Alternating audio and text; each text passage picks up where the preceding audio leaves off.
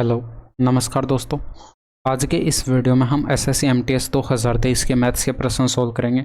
और ये जो पेपर है आपका 11 सितंबर 2023 को शिफ्ट 3 में हुआ था और ये अब आज हमारा प्रैक्टिस सेट 18 है। ठीक है। और देखिए, पहले हम इस प्लेलिस्ट को कंप्लीट करते हैं, उसके बाद हम जो है सिलेक्शन पोस्ट के प्लेलिस्ट को कंप्लीट करेंगे। ठीक है। और उसके बाद ही हम CHSL को स्टार्ट करेंगे। ठीक है। तो चलिए फटाफट से स्टार्ट करते हैं क्वेश्चन नंबर फर्स्ट से। अब देखिए, इसमें जो है हिंदी मीडियम में प्रश्न रहेंगे। ये प्लेलिस्ट कंप्लीट हिंदी मीडियम में होगी अब, और इसके बाद अगर कोई प्लेलिस्ट स्टार्ट होगी तो उसको हम बाइलिंगुअल फॉर्मेट में जो है कर देंगे। ठीक है। अब इसमें देखिए, साधारण ब्याज पर ऋण दी गई एक निश्चित धनराशि 2 वर्षों में इतनी और यहाँ पर 4 वर्षों में जो है इतनी हो जाती है। तो वार्षिक प्रतिशत दर क्या है ये आपको कैलकुलेट करना। वर्षों में डिफरेंस देखिए, 2 वर्ष का आपके पास यहाँ पर डिफरेंस है, और यहाँ पर जो है अमाउंट में आप यहाँ पर डिफरेंस देखें तो यहाँ पर डिफरेंस आप देखिए कितने का है। ये आपके पास यहाँ पर 400 और ये आपके पास यहाँ पर 3200, यानी कि 3600 का आपको यहाँ पर गैप दिखाई पड़ा। तो 2 वर्ष में हमारे पास 3600 का ब्याज मिला, तो 1 वर्ष में कितने का ब्याज मिल जाएगा? 1800 का ब्याज मिल जाएगा। ठीक है। इसके बाद यहाँ पर देखिए, प्रिंसिपल अगर आप कैलकुलेट करते हैं तो ये आपके पास यहाँ पर क्या हो जाता, 2 वर्ष का आपको यहाँ पर अमाउंट बताएगा था 12,600, और 2 वर्ष का आपने यहाँ पर ब्याज कैलकुलेट किया कितना, 3600। इसमें से माइनस करते तो यहाँ पर 9,000 का आपके पास ये प्रिंसिपल आ जाता।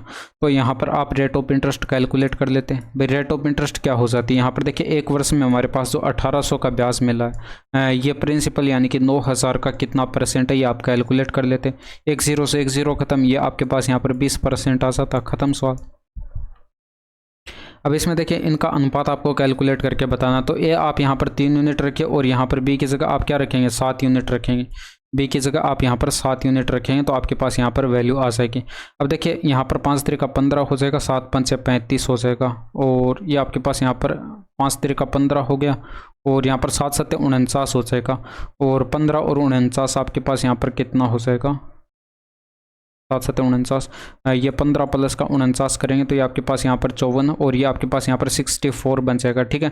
और इसके बाद यहाँ पर देखिए, 7 3 का 21 हो गया, और यहाँ पर 5 7 35 हो गया, 21 और 35। तो आप यहाँ पर 21 प्लस का 35 करेंगे तो ये आपके पास यहाँ पर जो है 56 हो जाएगा। तो 8 8 64 हो गया, 7 8 56। खत्म सवाल।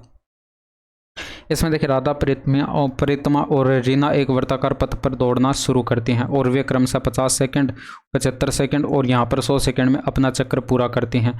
तो कितने समय के बाद वे पहली बार प्रारंभिक बिंदु पर एक साथ मिलेंगे, और वो टाइम आपको मिनट में कैलकुलेट करके बताना। तो यहाँ पर इन सभी का एलसीएम जो आपके पास यहाँ पर होता, उतने टाइम में ये पहली बार मिलते।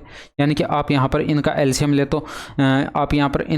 ले तो आपके पास यहाँ पर क्या हो जाएगा, ये देखिए 50 और 75, और यहाँ पर 100 से डिवाइड सबसे छोटी संख्या कौन सी हो जाएगी। देखिए 75 का 2 गुना आपके पास यहाँ पर 150, और फिर यहाँ पर 4 गुना 300 आपके पास यहाँ पर तीनों नंबर से डिवाइड है।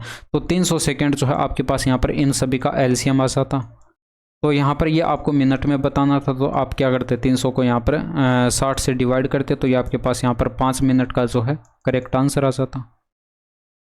इसमें देखिए, उस समचतुर्भुज का क्षेत्रफल आपको कैलकुलेट करके बताना जिसकी लंबाई आपको यहाँ पर विकर्णों की लंबाई, यानी कि आपको यहाँ पर ये बता रखी है, ये आपको यहाँ पर D1 और ये आपको यहाँ पर D2 का मान आपको यहाँ पर बता रखा। तो समचतुर्भुज का क्षेत्रफल का फॉर्मूला क्या हो जाएगा, 1/2 D1 इंटू में D2 करना है आपको। तो ये आपके पास यहाँ पर उसका एरिया आ जाएगा, 1/2 इंटू में आप यहाँ पर करेंगे 7.5, और इंटू में आप यहाँ पर करेंगे 5.6। तो कैलकुलेट कर लीजिए। इसमें देखिए, अगर आप यहाँ पर दशमलव हटाएंगे तो बट्टे के अंदर 100 बनेगा, और यहाँ पर 2 से काटेंगे आपके पास यहाँ पर 28 आ जाएगा, 4 से काटेंगे 25 आ जाएगा, और यहाँ पर 4 से काटेंगे 7 बार कटेगा, 25 3 75 होगा, और 7 3 का 21 आपके पास यहाँ पर सेंटीमीटर स्क्वायर में जो है ये आपके पास यहाँ पर क्षेत्रफल आ जाएगा। इसमें देखिए, एक यात्रा की 2/5 दूरी 45 किलोमीटर पर आवर की चाल से तय की जाती है, और शेष दूरी 63 किलोमीटर पर आवर की चाल से तय की जाती है। तो पूरी यात्रा के लिए औसत चाल आपको कैलकुलेट करना, निकटतम पूर्णांक तक सन्निकटित। तो यहाँ पर देखिए 2/5, तो शेष दूरी आपके पास कितने बची, 3/5। भाई एक में से 2/5 घटा दीजिए, 3/5 यहाँ पर शेष दूरी बची। अब यहाँ पर देखिए, बट्टे में आपके पास 5 आ रहा है, तो अगर हम डिस्टेंस को ही 5 किलोमीटर मान लें तो total distance upon total time करेंगे, आपके पास यहाँ पर एवरेज आ जाएगा, एवरेज स्पीड आ जाएगी। तो यहाँ पर टोटल डिस्टेंस हमने 5 किलोमीटर की मान ली। अब देखिए, यहाँ पर 5 का आप 2/5 कैलकुलेट करेंगे तो 2 किलोमीटर ही होगा। अब ये 2 किलोमीटर यहाँ पर 45 की स्पीड से कवर होगी, तो इतना टाइम लगा। प्लस यहाँ पर देखिए, अगर आप टोटल डिस्टेंस 5 का अगर आप 3/5 कैलकुलेट करें तो 3 किलोमीटर होगा, और ये डिस्टेंस 63 की स्पीड से कवर होगी तो बट्टे में 63, ये इतना टाइम लगेगा। इन दोनों का हमने ऐड करा के बट्टे में टोटल टाइम रख दिया, ऊपर हमने टोटल डिस्टेंस रख दी। तो यहाँ पर अगर आप देखें बट्टे में से 1/9 कॉमन ले लेते तो ऊपर 9 चला जाता, यानी कि 9×5 = 45 हो जाता बट्टे के अंदर।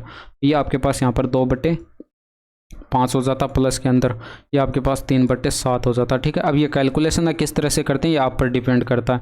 ये 45 और यहाँ पर देखिए 7×5 = 35 ऊपर गुणा में चला जाएगा, और बट्टे के अंदर 7 दूनी का 14 और 5 3 का 15 यानी कि 29 आ जाएगा। और ऊपर देखिए अगर आप गुणा कराएं 45 का 5 गुणा कितना हो जाएगा 225, हासिल 22 आएगी। 45 का 3 गुणा आपके पास 135 और 22 157 हो जाएगा, बट्टे के अंदर 29। अब देखिए 29 का आप इसमें डिवाइड करें तो 29×5 = 140 आपके पास 29×5 = 145 हो जाएगा। ठीक है, और बचेगा कितना 12 बचेगा शेषफल। ठीक है, और यहाँ पर 5 उतारेंगे 125 हो गया, 2900 के 116 हो जाएगा आपके पास यहाँ पर। तो बचा कितना 9 बचा। अब यहाँ पर देखिए दशमलव लगाएंगे और 0 उतारेंगे, और 29 × 87 होता है यानी कि 0.3। तो ये अप्रोक्सीमेट हमारे पास 54 के आ चुका है, यानी कि 54 km/h जो है आपके पास यहाँ पर एवरेज स्पीड होगी, ये लगभग में होगी। इसमें देखिए एक कंपनी 10,000 में कच्चा माल खरीदती है और एक उत्पाद बनाती है, जिसमें श्रम और अन्य चीज़ों में अतिरिक्त जो है 5,000 खर्च होते हैं। उत्पाद को 25,000 में एक वितरक को बेचा जाता है, और जो उसका मूल्य इसका मूल्य जो 20% अधिक अंकित करता है और इसे खुदरा विक्रेता को बेच देता है। इसके बाद खुदरा विक्रेता इसका मूल्य 25% अधिक अंकित करता है और इसे अंतिम ग्राहक को बेच देता है। अब कंपनी वितरक और यहाँ पर खुदरा विक्रेता द्वारा जो है संयुक्त रूप से अर्जित कुल लाभ आपको कैलकुलेट करके बताना। देखिए क्वेश्चन क्या बोल रहा है, 10,000 में उसने कच्चा माल खरीदा और उसको पूरा बनाने में जो है उस वस्तु को यहाँ पर पूरा बनाने में 5,000 का और खर्च आ गया, यानी कि कंपनी के लिए टोटल आपके पास यहाँ पर क्रय मूल्य की अगर बात करें तो 15,000 का रहा होगा कॉस्ट प्राइस। ठीक है, तो यहाँ पर सेलिंग प्राइस क्या रहा होगा, इसने 25,000 में बेचा था इस वितरक को, तो यहाँ पर जो है 25,000 आपके पास यहाँ पर ये विक्रय मूल्य रहा होगा। अगर आप इनका रेशियो बनाते तो ये आपके पास यहाँ पर 3 0 कट जाते, 5 3 का 15 हो जाता, 5 5 25, 3:5 बनता। ठीक है, इसके बाद यहाँ पर इसने तो वितरक को बेच दिया। अब वितरक यहाँ पर 20% अधिक अंकित करता है, यानी कि 5 की वस्तु पे इसकी फ्रैक्शन वैल्यू 1/5 होती है, यानी कि 5 की वस्तु 1 अधिक पर अंकित की, यानी कि 5 की वस्तु 6 पर अंकित की, और 6 में उसने बेच दिया, ये उसके लिए मार्क प्राइस होगा, और यहाँ पर बेच दिया ये उसके लिए सेलिंग प्राइस भी होगा। ठीक है, इसके बाद ये वितरक के लिए आ चुका है। इसके बाद यहाँ पर खुदरा विक्रेता 25% अधिक अंकित करता है, यानी कि 4 की वस्तु 5 पर अंकित की, क्योंकि इसके फ्रैक्शन वैल्यू 1/4 होती है, यानी कि 4 की वस्तु 1 अधिक अंकित की, तो ये 4 की वस्तु 5 पर अंकित की। ठीक है, अब यहाँ पर देखिए ये अंकित की, यानी कि इतने में इसने अंतिम ग्राहक को बेच भी दिया, तो ये इसके लिए विक्रय मूल्य भी होगा। अब आप एक साथ रेशियो कैलकुलेट करते हैं इनका, तो देखिए 5 से 5 कट जाता, 3 दूनी का 6 हो जाता, और इसके बाद यहाँ पर 2 से काटते ये 2 दूनी का 4 हो जाता, और यहाँ पर देख सकते हैं आपके पास ये 2 बचा और इधर 5 बचा, यानी कि 2:5 ये कॉस्ट प्राइस और सेलिंग प्राइस का रेशियो आ चुका है। तो आप यहाँ पर देख सकते हैं 3 का प्रॉफिट हुआ टोटल कितने पर 2 पर, और यहाँ पर गुणा 100 करते, 1/2 के प्रतिशत वैल्यू होते 50%, गुणा 3 करेंगे तो 150% का आपके पास यहाँ पर प्रॉफिट आ जाएगा ओवरऑल। ठीक है, अब इसमें देखिए एक चोर 500 मीटर की दूरी पर एक पुलिस कर्मी को देखता है, और चोर 60 किलोमीटर/आवर की चाल से दौड़ना शुरू करता है, और पुलिसकर्मी 70 किलोमीटर/आवर की चाल से दौड़ते हुए उसका पीछा करता है। चोर को पकड़ने में पुलिसकर्मी को कितना समय लगेगा, तो यहाँ पर 500 मीटर की डिस्टेंस कवर होती है इन दोनों की रिलेटिव स्पीड से। रिलेटिव स्पीड यहाँ पर 10 किलोमीटर/आवर की होती है, और गुणा 5/18 करते तो इसको मीटर प्रति सेकेंड में कन्वर्ट कर लेते। ये चोर पुलिसकर्मी द्वारा जो है चोर को पकड़ने में लिया गया टाइम आपके पास आ जाएगा। ये 50 होता, 50 से यहाँ पर 500 कटता 10 बार, 18 ऊपर जाकर गुणा होता, 180 सेकेंड में चोर को पकड़ लेता, बट ये मिनट में बताना था, तो यहाँ पर 180 सेकेंड का मतलब क्या हो जाएगा 3 मिनट हो जाएगा, यानी कि 3 मिनट आपके प्रश्न का यहाँ पर करेक्ट आंसर होगा। इसमें देखिए देव और गोयल साथ मिलकर किसी काम को 14 दिनों में पूरा कर सकते हैं, और देव अकेले उसी काम को 27 दिनों में पूरा कर सकता है। गोयल अकेले इस काम को कितने दिनों में पूरा कर सकता है। देखिए यहाँ पर ये देव है और यहाँ पर ये गोयल, यहाँ पर एक साथ मिलकर अगर काम करते हैं तो ये 14 दिन में कर सकते हैं, जबकि यहाँ पर आपको बताया गया कि देव अकेले जो है ये 27 दिन में काम पूरा कर सकता है।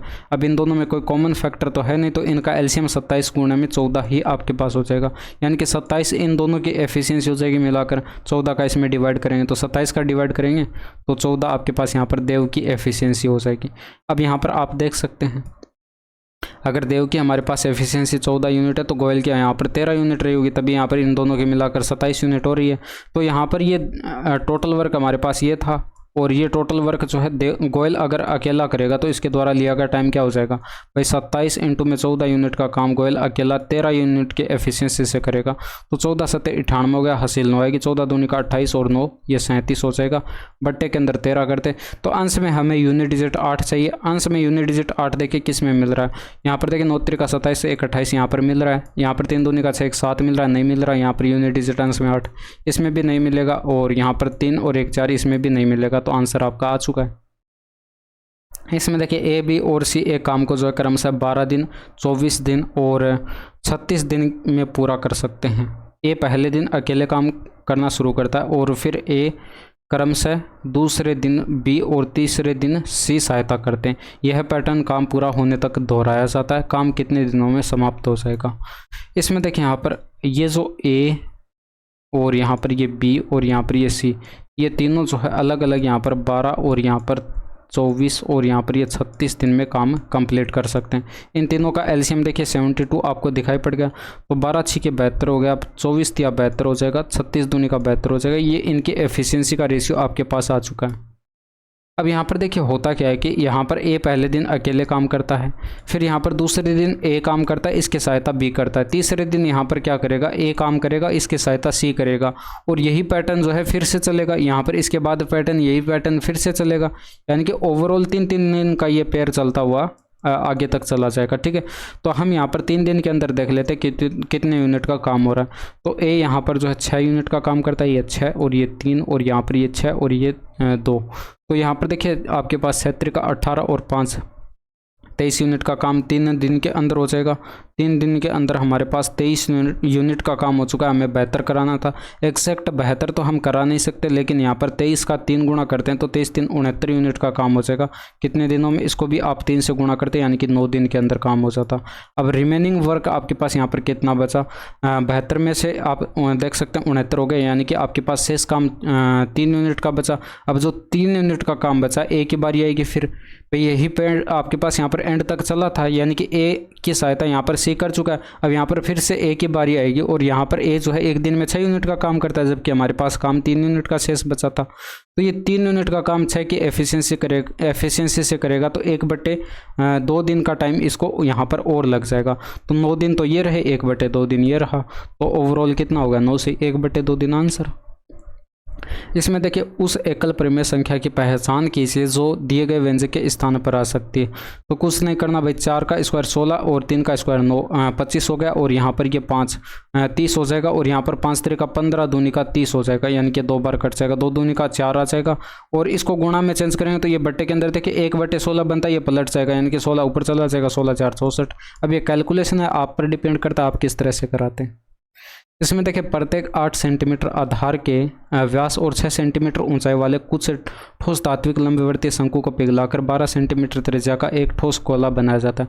पिघलाए गए लंबवर्तीय शंकुओं की संख्या आपको कैलकुलेट करके बतानी।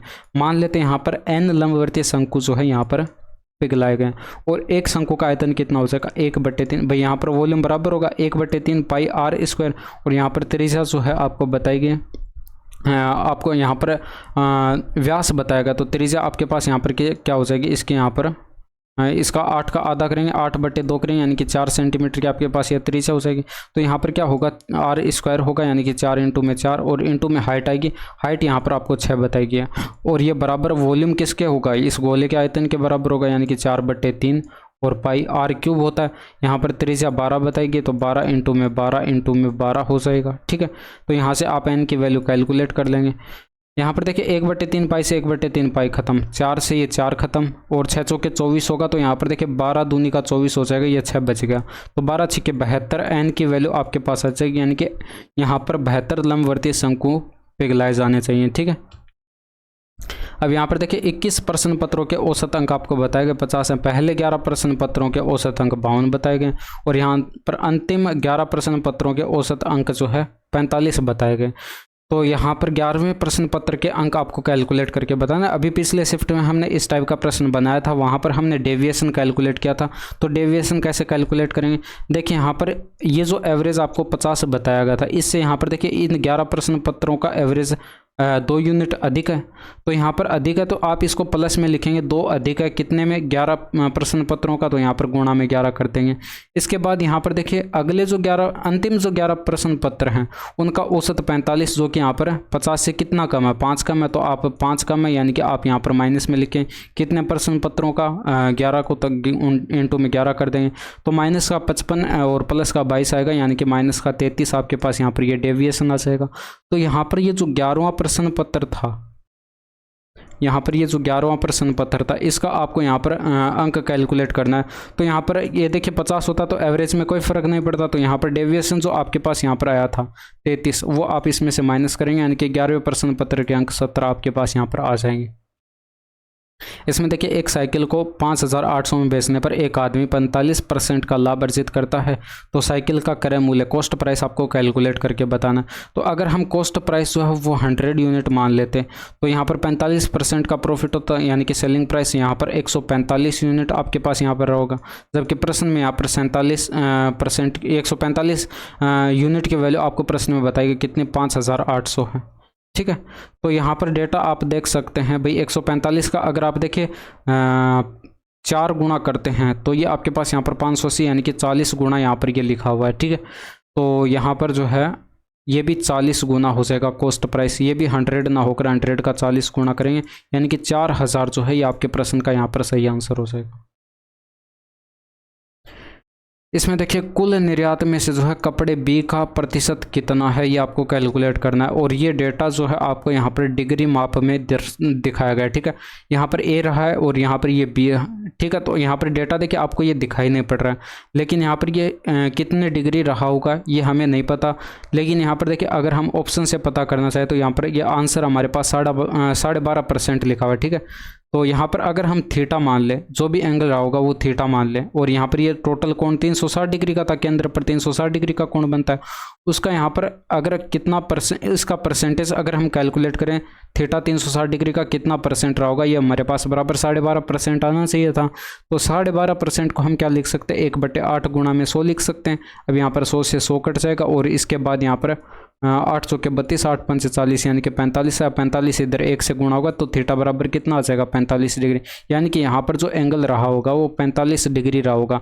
अब आप कैलकुलेट करके देख सकते हैं, इसमें ये जो 45 डिग्री है ये 360 डिग्री का कितना परसेंट है, यही आपको प्रश्न में कैलकुलेट करना था। तो यहाँ पर देख सकते हैं ये 45 का 8 गुणा है, यानी कि 1/8 आता, और 1/8 की परसेंटेज वैल्यू होती है 12.5%। ठीक है, इसमें देखिए एक समूह है कि 25 विद्यार्थियों की औसत आयु 14 वर्ष है। जब शिक्षक की आयु को इसमें शामिल कर लिया जाता है तो औसत में 1.5 वर्ष की वृद्धि हो जाती है। तो शिक्षक की आयु कैलकुलेट करके बतानी। अगर शिक्षक की आयु यहाँ पर 14 वर्ष होती तो एवरेज में कोई फर्क नहीं पड़ता, बट यहाँ पर देखिए एवरेज 1.5 वर्ष से यहाँ पर बड़ा है।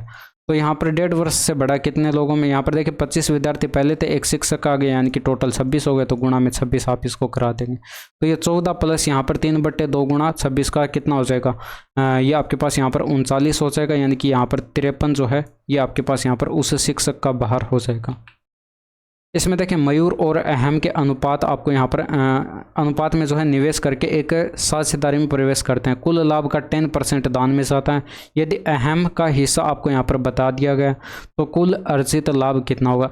इसमें देखें यहाँ पर ये जो अहम है, ये सॉरी यहाँ पर मयूर है, ये अहम हो जाएगा और ये आपके पास यहाँ पर मयूर हो जाएगा। इनके निवेश का यहाँ पर रेशियो बताया गया है 2:3 है।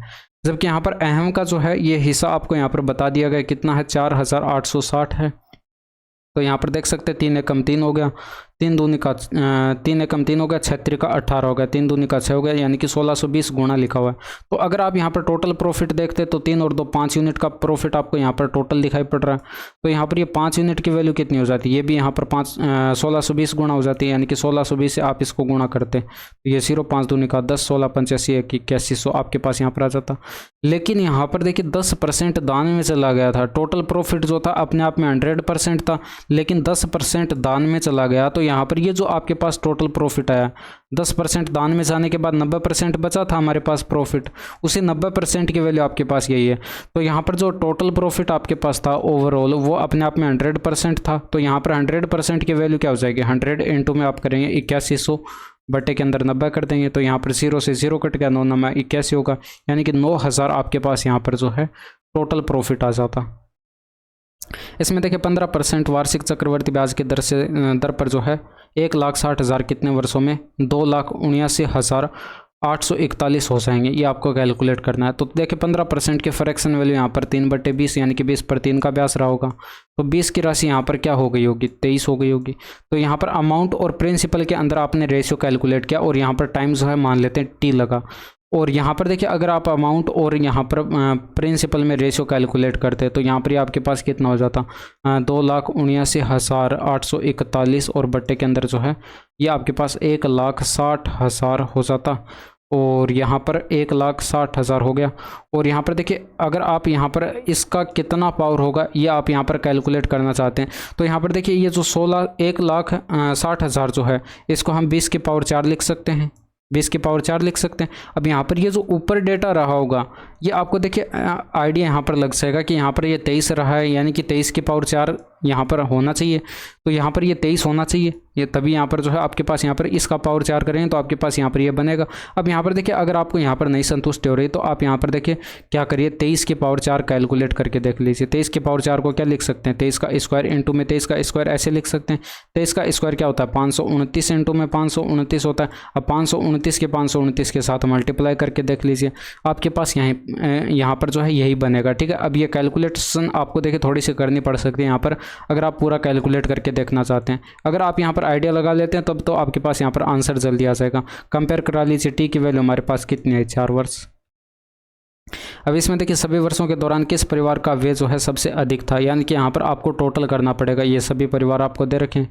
अब यहाँ पर F1 के अंदर अगर आप यहाँ पर देखें तो ये 45 और ये 5500 हो गया, और इसके अंदर 60, ये आपके पास यहाँ पर 210 हो गया, और ये आपके पास 35 245 आपके पास यहाँ पर टोटल बना। इसमें देखिए यहाँ पर ये 100 हो गया, और यहाँ पर 100 और आपके पास ये 45 और यहाँ पर 55, ये 100 200 हो गया, 235 आपके पास यहाँ पर टोटल बनेगा। और इसमें देखिए यहाँ पर ये आपके पास 110 और ये आपके पास 200 253 आपके पास यहाँ पर ये हो गया। इसमें देखिए यहाँ पर ये आपके पास 45 और ये आपके पास यहाँ पर 50 80 और यहाँ पर 130 और ये 160 और यहाँ पर ये 200 हो गया इनका टोटल। इसके बाद इसमें देखिए यहाँ पर ये आपके पास 100 150 और यहाँ पर 150 और 200 और 230 आपके पास यहाँ पर टोटल हो जाएगा। तो सबसे ज़्यादा किसका दिखाई पड़ा, F3 में आपको यहाँ पर दिखाई पड़ा, यही आपके पास आंसर हो जाएगा। इसमें देखिए यहाँ पर क्रम से 210 मीटर और 150 मीटर लंबी 2 रेलगाड़ियाँ A और B समांतर पटरियों पर एक ही दिशा में चल रही हैं। यदि A और B की चाल आपको क्रम से बताई गई है तो रेलगाड़ी B को रेलगाड़ी A को पार करने में कितना समय सेकंड में लगेगा, ये आपको कैलकुलेट करना है। दोनों एक ही दिशा में चल रही हैं तो यहाँ पर टोटल डिस्टेंस आपके पास कितनी हो जाती है, 360 की हो जाती है। 360 मीटर की डिस्टेंस कवर होती है इन दोनों की रिलेटिव स्पीड से, एक ही दिशा में चल रही हैं तो माइनस करके कैलकुलेट करें, यानी कि 18 किलोमीटर पर आवर से मीटर प्रति सेकेंड में कन्वर्ट करते हैं, 5/18 से गुणा करते, 18 से 18 कट जाता तो टाइम कितना आता, 7 5 35 आ जाता, 5 दूनी का 10 72 सेकेंड का लगता। इसमें देखिए यदि टी की आय जो है उसके बचत का 8 गुना है तो उसका वे उसकी बचत का कितना गुना होगा, ये आपको कैलकुलेट करना है। तो यहाँ पर देखिए इनकम और यहाँ पर सेविंग अगर हम यहाँ पर देखें तो यहाँ पर जो बचत अगर हम 1 यूनिट मान ले तो इसका 8 गुना आपको यहाँ पर आय बताई गई, यानी कि ये इनका रेशियो हुआ। अब आप देख सकते हैं 8 यूनिट में से 1 यूनिट बचा लिया, यानी कि खर्चा एक्सपेंडिचर जो है वो कितना रहा होगा, 7 यूनिट का रहा होगा। तो यहाँ पर आपको यही देखना था कि बचत का यहाँ पर ये कितना गुना है, एक्सपेंडिचर वे 7 गुना आपको दिखाई पड़ रहा है, यानी कि 7 गुना हो जाएगा।